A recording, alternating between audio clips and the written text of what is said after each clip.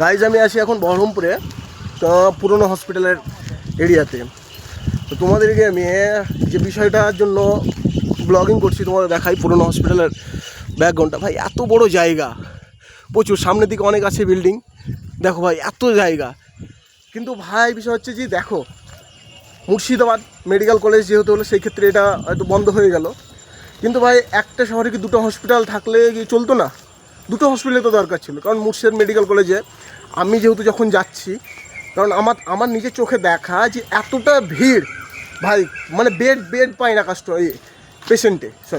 পেশেন্টে bed পাচ্ছে না, মানে এতটা ভিড়।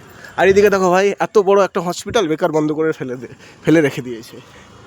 কারণ দেখো, সাপোজ তুমি কলকাতা দেখো, কলকাতাতে হসপিটাল নেই, পিজি আছে, নীলরতন আছে, বাঙ্গুর আছে, অনেকগুলো হসপিটাল।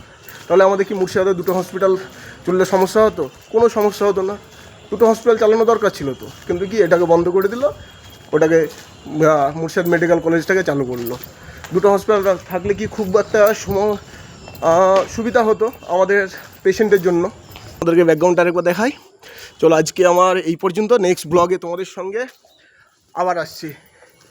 চলো ভাই, আজকে কালেকশানে বেরোতে পারিনি। আজকে আমি এসেছিলাম অফিসে, কারণ আজকে একটা মিটিং ছিল, বস ডেকেছিল, সেই কারণে।